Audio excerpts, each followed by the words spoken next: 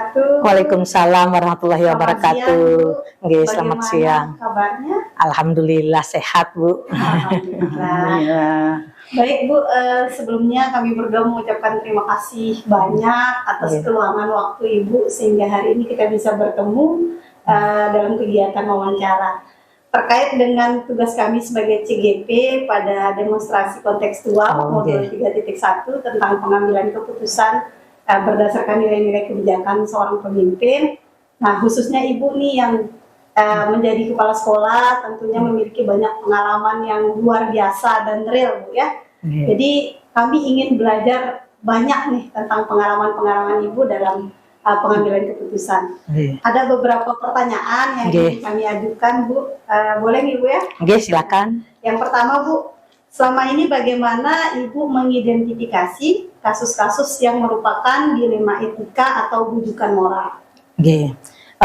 Selama ini untuk pengambilan keputusan apakah itu terkait dengan kasus dilema etika atau bujukan moral, biasanya kita mengidentifikasi dulu masalah yang terjadi seperti apa, ya. Kemudian identifikasi pertama masalah yang terjadi, kemudian pihak-pihak mana saja yang terlibat, kemudian apa saja yang bisa diputuskan dari itu. Apakah merugikan siswa, merugikan orang lain, atau bagaimana? Kemudian, nah, bagaimana keputusan yang bisa kita ambil? Kemudian yang kedua, apa yang harus kita lakukan? Bantuan siapa? Apakah kita perlu bantuan orang lain untuk menjadi semacam sumber bagi kita untuk menguatkan keputusan yang kita ambil? Biasanya seperti itu sih. Baik. Untuk pertanyaan selanjutnya, Ibu, selama ini bagaimana Ibu menjalankan pengambilan keputusan di sekolah Ibu, terutama untuk kasus-kasus di mana ada dua kepentingan yang sama-sama benar atau sama-sama mengandung nilai kebajikan? Khusus untuk kasus dilema etika memang namanya dilema ya, jadi antara kayak buah si malakama gitu kan, kita ya masalahnya kan benar lawan benar di satu sisi, tapi hati nurani kita yang kadang-kadang ditonjok lah istilahnya kan seperti itu ya. Nah, sebenarnya tergantung kita aja bagaimana kita mengidentifikasi, sekali lagi bagaimana kita melihat masalah itu dengan bijak. Itu intinya sebenarnya. Jadi tidak kan ada semua orang mengambil keputusan, bagaimana keputusan akhirnya, apakah berdampak bagaimana ke depannya. Jadi itu harus dipikirkan. Oh, ini jika saya mengambil keputusan A, apa konsekuensi dari keputusan yang diambil, ya. Kemudian siapa saja yang dirugikan. Nah, itu dianalisa, diidentifikasi, jadi sehingga menghasilkan keputusan yang terbaik. Baik, berarti kembali lagi kepada nilai-nilai, bagaimana kita berpedoman kepada nilai-nilai kebajikan yang berlaku. Ya. Baik, pertanyaan ketiga, Bu, langkah-langkah atau prosedur seperti apa yang biasa Ibu lakukan dalam pengambilan keputusan? Untuk mengambil keputusan, sekali lagi kita tetap mengacu kepada bagaimana 4 paradigma, kemudian 9 langkah pengambilan keputusan, itu jadi acuan kita dalam menentukan keputusan apa yang kita ambil ke depannya. Tentu saja ya ada skala prioritas yang mesti kita kedepankan untuk itu, sehingga menghasilkan keputusan yang kita ambil bukan keputusan sepihak merugikan menguntungkan sepihak, merugikan orang banyak, tapi bagaimana kalau bisa itu bagaimana semua bisa kita berada pada posisi mengutamakan kepentingan bersama itu. Baik, Bu, mungkin kita lanjut ke pertanyaan keempat. Ini, Bu, hal-hal apa saja yang selama ini dianggap efektif dalam pengambilan keputusan pada kasus-kasus dilema etika? Hal-hal yang paling efektif ada sebenarnya bagaimana kita berbicara dari hati ke hati.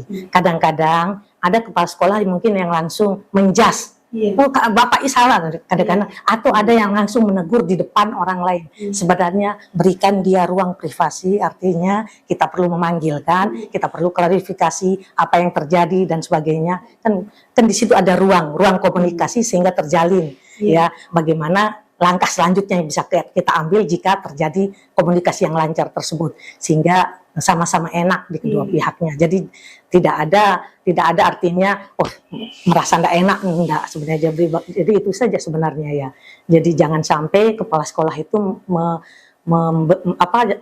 mengambil keputusan yang kira-kira tidak sesuai dengan standar etika yang berlaku. Ya. Berarti Itu intinya adalah komunikasi. Komunikasi ya, komunikasi yang memberdayakan bagaimana agar sama-sama enak kan, karena kita dalam satu wadah besar ya, sekolah itu adalah satu wadah besar, jadi bagaimana kita mengefektifkan komunikasi tersebut sehingga hal-hal yang sekiranya ada terjadi kasus mungkin bisa diselesaikan dengan secara kekeluargaan dan komunikasi yang efektif tadi. Iya. Baik Bu, pertanyaan selanjutnya. Tentu dalam mengambil keputusan itu Ibu pasti menghadapi tantangan-tantangan. Jelas. Hal-hal apa saja yang selama ini yang merupakan tantangan Ibu dalam mengambil keputusan pada kasus-kasus dilema etika? Kadang-kadang apa yang kepala sekolah lakukan kadang-kadang ya dianggap oleh sebagian orang benar, tapi tidak tertutup kemungkinan ada juga bahwa yang dilakukan oleh kepala sekolah itu salah. Jadi pro dan kontra itu di mana-mana tetap ada. Tapi bagaimana kita tetap yakin bahwa apa yang kita lakukan adalah keputusan yang terbaik. Tentunya keputusan yang kita ambil sudah melalui tahap tadi, 9 langkah pengambilan keputusan tadi. Jika melalui itu, insya Allah sudah tahapannya sudah sesuai dengan aturannya. SOP-nya sudah sesuai dengan itu. Baik Bu, ke pertanyaan ke-6. Untuk apakah Ibu memiliki sebuah tata kelola atau jadwal tertentu dalam sebuah penyelesaian kasus dilema etika? Dan apakah Ibu langsung menyelesaikan di tempat atau memiliki sebuah jadwal untuk menyelesaikannya? Biasanya ini timing ya, jadi kapan terjadinya kasus itu biasanya langsung ya diselesaikan dalam waktu itu. Jadi tidak menunggu lama, tapi tentunya penyelesaian itu tentu saja melibatkan berbagai pihak. Jadi tidak kita sendiri, tapi bagaimana juga kita meminta pendapat, saran dan sebagainya dari guru-guru senior, itu perlu juga. Jadi sehingga keputusan yang kita ambil benar-benar keputusan bersama yang memang bisa diterima oleh bersama. Oh ya, jadi bentuk atau prosedur seperti apa yang Ibu jalankan, Bu?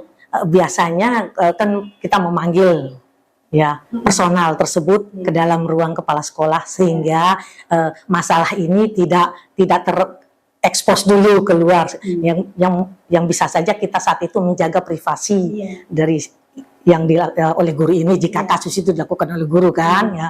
Jadi itu yang kita utamakan duluan, kemudian kita komunikasikan apa yang terjadi, kemudian kita berbicara dari hati ke hati, dampaknya terhadap anak bagaimana kan gitu. Jadi bagaimana kita, apapun keputusan yang kita lakukan tetap satu, berdampak pada anak, ya kan? Kemudian memiliki nilai kebajikan, kemudian kita bertanggung jawab terhadap apa yang kita putuskan. Jadi itu aja mungkin yang bisa saya gambarkan. Harus berpihak pada murid. Berpihak pada murid, kemudian yang kita ambil itu harus kita pertanggungjawabkan, kemudian sesuai dengan nilai kebajikan. Baik, untuk pertanyaan selanjutnya Bu, dalam pengambilan keputusan ada tidak seseorang atau faktor-faktor apa yang mempermudah atau membantu Ibu dalam pengambilan keputusan dalam kasus-kasus dilema etika? Biasanya untuk kasus dilema etika ini terus terang ya, seperti yang saya katakan tadi namanya dilema, jadi antara ya kayak seperti buah si malakama kita jadinya. Nah, yang pertama mungkin jika saya tidak mampu secara personal, mungkin saya biasanya saya meminta pendapat pihak lain. Pihak lain itu siapa? Biasanya guru senior yang lebih memahami seluruh situasi yang ada terjadi di sekolah tersebut. Gitu. Biasanya itu saya meminta pendapat pihak lain. Jadi ada banyak pendapat yang mesti saya analisis, saya identifikasi mana yang harus diutamakan sehingga skala prioritas, ini keputusannya. Biasanya seperti itu. Baik, berarti guru senior yang ada di sekolah. Guru senior, atau yang ada di sekolah. Mungkin pertanyaan terakhir ini, Ibu, dari semua hal yang telah disampaikan, pembelajaran apa yang Ibu petik dari pengalaman Ibu mengambil keputusan dilema etika? Diperlukan kedewasaan dalam bersikap, ya, dalam menentukan sebuah keputusan, karena ini menyangkut dilema etika. Akan ada banyak pihak yang merasa tidak enak, mungkin merasa bagaimana, sehingga kita perlu bijak ya, perlu kedewasaan ya dalam bersikap. Bagaimana kita bersikap, menghargai, memberikan empati, ya itu aja sebenarnya. membangun komunikasi yang memberdayakan sehingga tidak ada lagi komunikasi di antara pimpinan dan guru-guru. Gitu aja sih sebenarnya. Baik, luar biasa sekali. Terima kasih banyak atas sharingnya hari ini, pengalaman-pengalaman Ibu dalam mengambil keputusan. Insya Allah ini menjadi pembelajaran bagi kami ke depannya.